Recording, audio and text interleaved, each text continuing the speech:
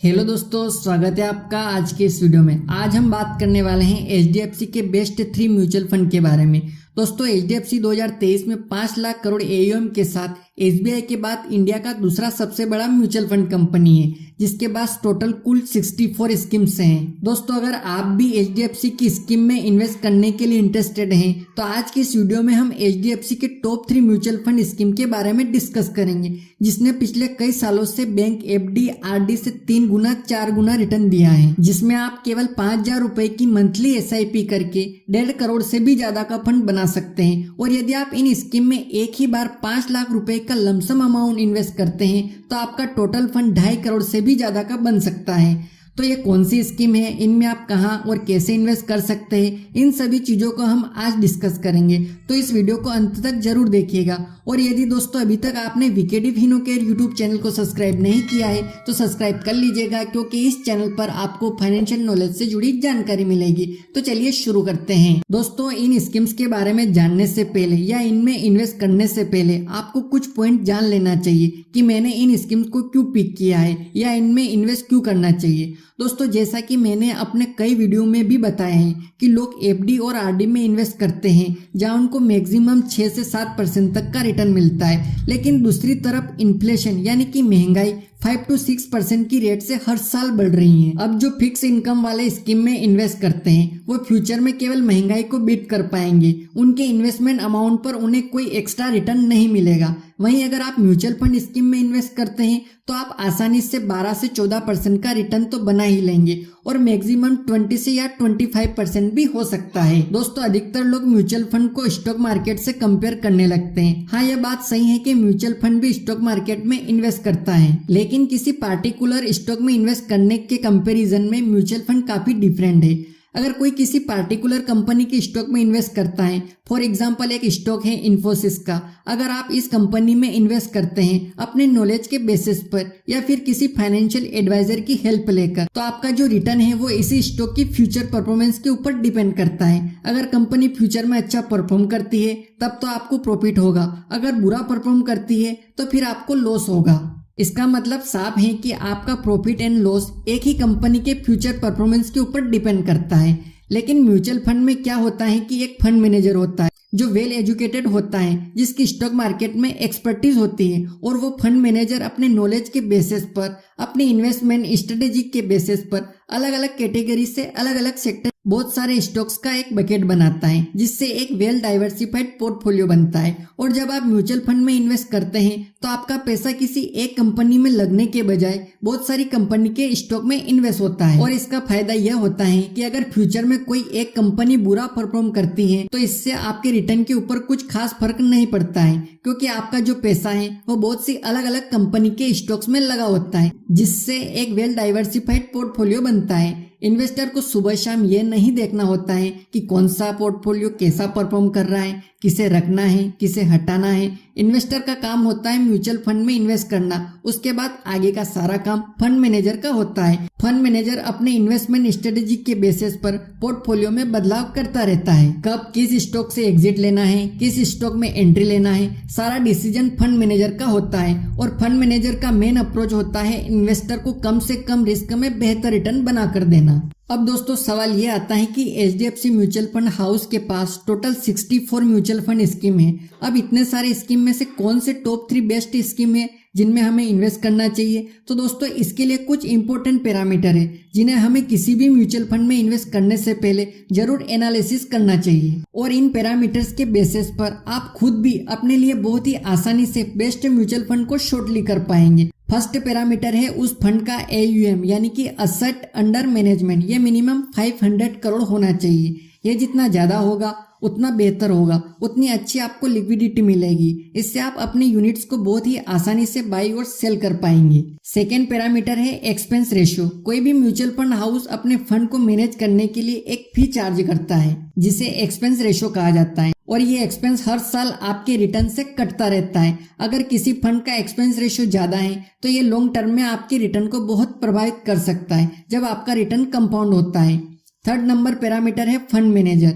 दोस्तों हम अपने पैसे को इनडायरेक्टली फंड मैनेजर को ही देते हैं और फंड मैनेजर अपने पैसे से इन पैसों को मार्केट में इन्वेस्ट करता है। तो फंड मैनेजर वेल एजुकेटेड होना चाहिए, उसका स्टॉक मार्केट में अच्छा एक्सपीरियंस होना चाहिए, इससे फंड मैनेजर आपके फंड को अच्छे से मैनेज कर पाएगा। फोर्थ पैरामीटर है पास्ट परफॉर्मेंस। जिस फंड में हम इन्वेस्ट करते हैं उस फंड के पास्ट परफॉर्मेंस को ट्रैक करना बहुत जरूरी होता है। इससे हमें पता चलता है कि उस फंड के रिटर्न में कितनी कंसिस्टेंसी है। ऐसा ना हो कि एक साल तो बहुत ज्यादा रिटर्न बना कर दिया और किसी साल बहुत बुरा परफॉर्म करे। हमें उस फंड में इन्वेस्ट करना चाहिए जो कंसिस्टेंटली बेहतर रिटर्न बना कर दे, ना ही बहुत ज्यादा और ना ही बहुत कम। तो ये कुछ इंपॉर्टेंट पैरामीटर है जिनके बेसिस पर मैंने HDFC के टॉप 3 बेस्ट स्कीम को शॉर्ट लिस्ट किया है। इनमें आप इन्वेस्ट करके लॉन्ग टर्म में अपने लिए एक बड़ा कॉर्पस बना सकते हैं। तो चलिए अब एक एक करके इन तीनों स्कीम पर नजर डालते हैं और तीनों स्कीम में रिटर्न को कैलकुलेट करेंगे कि 1 करोड़ से ज्यादा की कमाई के लिए आपको इनमें कितना रुपया इन्वेस्ट करना होगा।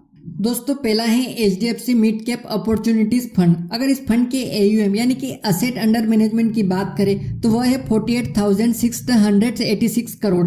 फंड मैनेजर है चिराग सीतलवाड़ जो कि लास्ट 10 ईयर से इस फंड को मैनेज कर रहे हैं। इस फंड का एक्सपेंस रेशियो है 0.85%। इस फंड का एग्जिट लोड है 1%। अगर आप एक साल के पहले अपने फंड को विड्रॉल करते हैं तो आपको 1% का एग्जिट लोड चार्ज देना होगा। इस स्कीम में SIP इन्वेस्टमेंट की बात करें तो आप मिनिमम 100 रुपए से भी इसमें स्टार्ट कर सकते हैं और अधिकतम की कोई लिमिट नहीं है। इस स्कीम में लमसम यानी कि वन टाइम इन्वेस्टमेंट की बात करें तो इसमें भी आप मिनिमम 100 रुपए से स्टार्ट कर सकते हैं और मैक्सिमम का कोई लिमिट नहीं है। तो इस स्कीम में इन्वेस्टमेंट बहुत ही आसान है। चलिए अब इस फंड के रिटर्न्स के ऊपर नजर डालते हैं। तो इस फंड ने पिछले 1 साल में 36% का रिटर्न दिया है और पिछले 3 साल की बात करें तो इसने 3 साल में भी 36% का रिटर्न दिया है और पिछले 5 साल में 22% का रिटर्न दिया। और यह फंड जब से लॉन्च हुआ है तब से लेकर अब तक यानी कि ऑल टाइम रिटर्न की बात करें तो इस फंड ने 20% का बेहतरीन रिटर्न बना कर दिया है। चलिए दोस्तों अब इस फंड के रिटर्न को कैलकुलेट करके जानते हैं कि इस फंड में कितना इन्वेस्ट करने पर कितना रिटर्न मिलेगा। अगर आप इस फंड में 5,000 रुपए की मंथली SIP करते हैं 15 साल के लिए और हम ये एज्यूम करते हैं कि 20% का रिटर्न मिलेगा क्योंकि इसका ऑल टाइम एवरेज रिटर्न 20% है, तो 15 साल के बाद आपका टोटल कॉर्पस बन जाएगा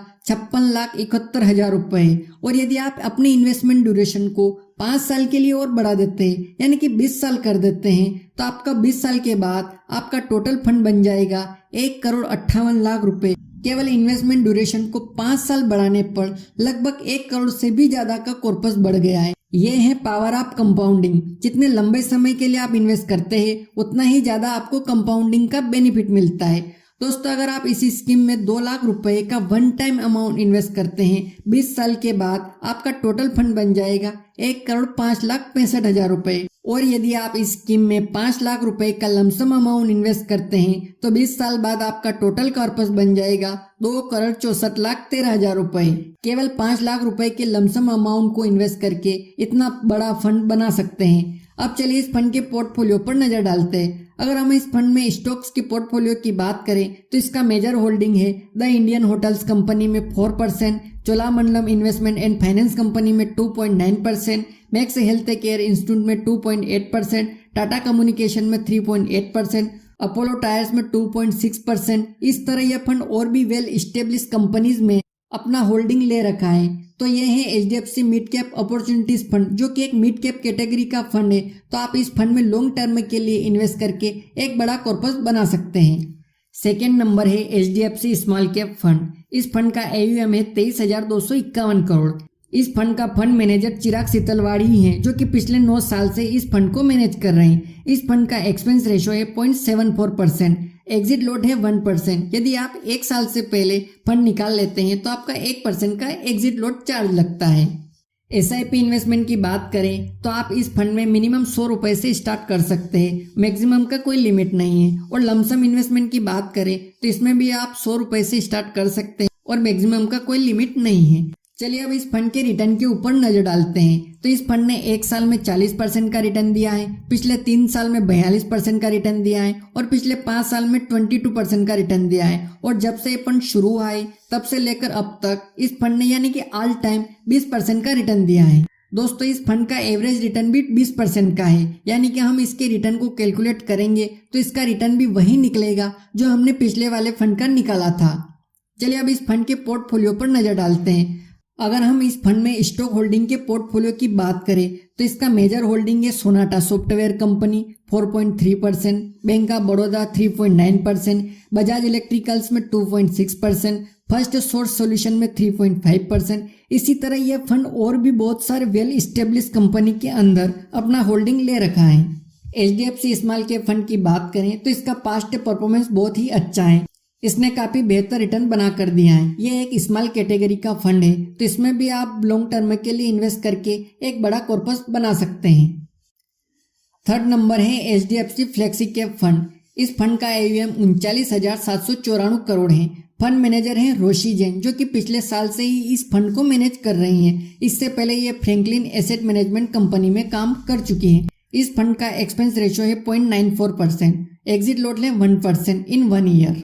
इस स्कीम में भी आप मिनिमम 100 रुपए से SIP स्टार्ट कर सकते हैं। मैक्सिमम की कोई लिमिट नहीं है। लमसम इन्वेस्टमेंट की आप 100 रुपए से भी शुरुआत कर सकते हैं। मैक्सिमम की कोई लिमिट नहीं है। चलिए दोस्तों अब इस फंड के रिटर्न को देख लेते हैं। तो इस फंड ने पिछले 1 साल में 24% का रिटर्न दिया है, पिछले 3 साल में 34% का रिटर्न दिया है और पिछले 5 साल में 18% का रिटर्न दिया है। और जब से ये फंड शुरू हुआ है तब से लेकर इस फंड ने अब तक लगभग 16% का रिटर्न दिया है। चलिए अब इस फंड के रिटर्न को कैलकुलेट करके देखते हैं। यदि आप इस फंड में 5,000 रुपए की मंथली SIP करते हैं और हमारा एक्सपेक्टेड रिटर्न है 15%, तो 15 साल के बाद टोटल कॉर्पस बन जाएगा 33,84,000 रुपए। और आप अपने इन्वेस्टमेंट टाइम को 5 साल और बढ़ा देते हैं तो आपका फंड बन जाएगा 75,80,000 रुपए।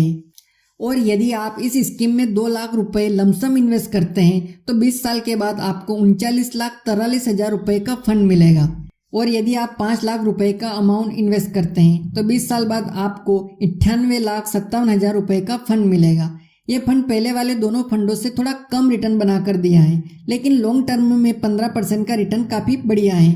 चलिए अब इस फंड के पोर्टफोलियो पर नजर डालते हैं। तो इस फंड के स्टॉक होल्डिंग की बात करें तो इसका मेजर होल्डिंग है ICICI बैंक 9.2%, HDFC बैंक में 9.0%, स्टेट बैंक ऑफ इंडिया में 5.1%, HCL टेक्नोलॉजी में 4.8%, SBI लाइफ इंश्योरेंस कंपनी में 4.1%। इसी तरह यह फंड इन्फोसिस, महिंद्रा जैसी बड़ी कंपनी में भी अपनी होल्डिंग को ले रखा है। तो ये है HDFC फ्लेक्सी कैप फंड, जो कि एक फ्लेक्सी कैप कैटेगरी का फंड है। फ्लेक्सी कैप कैटेगरी वो कैटेगरी होती है जिसमें फंड मैनेजर के ऊपर कोई भी रिस्ट्रिक्शन नहीं होता है कि किस कैटेगरी में कितना इन्वेस्ट करना है। तो दोस्तों ये थी HDFC की top 3 best mutual fund scheme, जिनमें आप इन्वेस्ट करके लॉन्ग टर्म में बेहतरीन रिटर्न बना सकते हैं। यदि आप भी इन स्कीम में इन्वेस्ट करना चाहते हैं तो वीडियो के डिस्क्रिप्शन में लिंक दिया है, वहां जाकर आप अपना अकाउंट ओपन करके इन स्कीम में इन्वेस्ट कर सकते हैं। दोस्तों यदि अभी तक आपने VKD फिनोकेयर यूट्यूब चैनल को सब्सक्राइब नहीं किया है तो सब्सक्राइब कर लीजिएगा, क्योंकि इस चैनल पर आपको फाइनेंशियल नॉलेज से जुड़ी जानकारी मिलेगी।